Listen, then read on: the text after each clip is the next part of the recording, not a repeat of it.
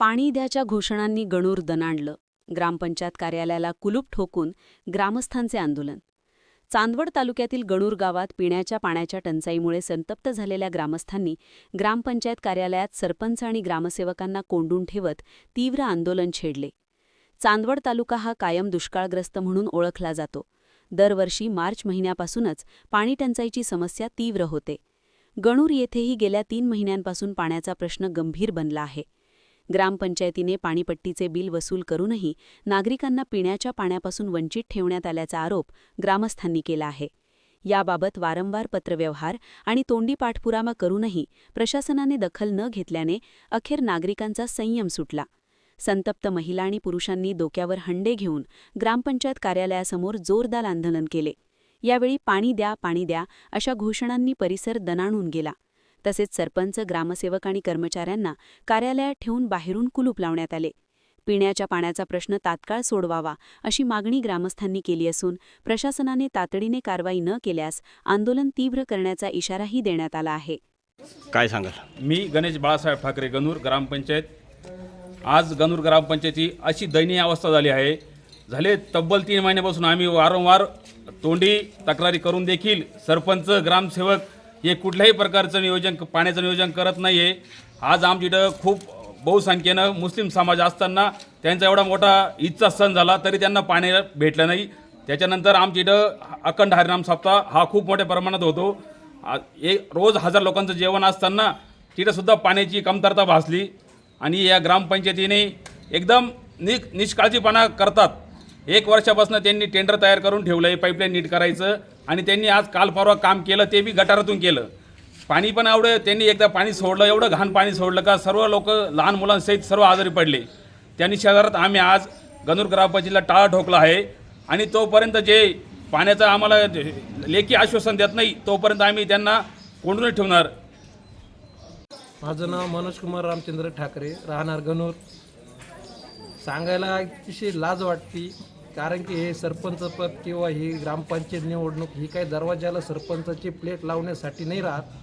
सर्वसामान्य माणसाच्या आयुष्यात जे अडीअडचणी येतात त्याच्यासाठी असते. एकीकडं शासन हागणदारी मुक्त गाव म्हणतंय, इकडं पाणीच नाही तर माणूस कुठं जाणार आहे? काय पाहुणा माणसाला सुद्धा म्हणावं लागतं का येऊ नका आमच्याकडं. काय इतकी शोकंतिका आहे आणि असा चुकीचा कारभार या गणूर ग्रामपंचायतीत चाललेला आहे. खरंच या सत्ताधारी पक्षाची पण आमचं सुद्धा काही धकत नाही, यांचीच बुद्धी चालत नाही. त्याच्यामुळे आम्ही बी काय करणार आहे? आम्हाला पाणी पाहिजे, बाकी आम्हाला तुम्ही काही करा. गावाचं नाव गणूर, तालुका चांदवड, जिल्हा नाशिक. तुमचं नाव? या गणूरमध्ये 3 महिने झाले तसा पाण्याचा पत्ता नाही आहे आणि प्यायचं काय रोज उठून. आज म्हाताऱ्या माणसाने हे गुंडे घेऊन कुणीकडे जायचं आणि कुणीकडे काय करायचं आणि कोणाच्या नदीवर विहिरीवर जायचं. विहिरीवाले सुद्धा पाणी भरून देते नाही, त्यांच्याच विहिरीमध्ये पाणी नाही तर आम्हाला पाणी देईल कोण? काय केलं मग तुम्ही आज? आम्ही शेवटी चालू आहे ना, मग आता टँकर बोलवायचं, नाहीतर मग 2-2, 4-4 गुंठे पाणी घ्यायचं आणि प्यायचं.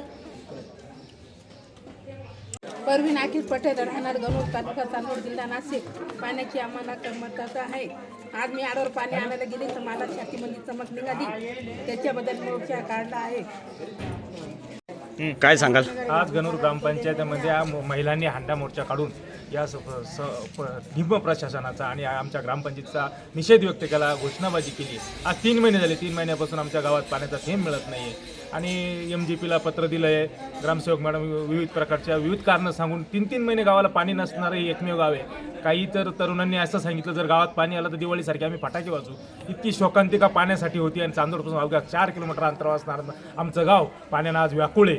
आणि खरोखर आमच्या गावाचे आत्तापर्यंत लोक म्हणत होते आज येईल, उद्या येईल. 3-3, 90 दिवस पाणी नाही येणारं गाव तुम्ही बघितलं आहे का महाराष्ट्रामध्ये? ते आमचं गणूर गाव आहे. गणूर तालुका चांदवड, जिल्हा नाशिक. या गावामध्ये कायमच पाण्याचा दुर्लिस्त तयार होतं. कोणी सरपंच पुढे येऊन बोलायला तयार नाही, कोणीतरीच येतं काहीतरी सांगतंय. तर आम्हाला याचा ठोस खुलासा झाल्याशिवाय आणि 3 महिन्याची पाणीपट्टी माफ झाल्याशिवाय हे आंदोलन तर काही मागं घेतलं जाणार नाही. हे ठोकलेले ताळत आम्ही काही काढणार नाही आणि खोटं आश्वासन द्यायचंच नाही आम्हाला. तारीख पाणी आता सध्या कशाचं पिता तुम्ही?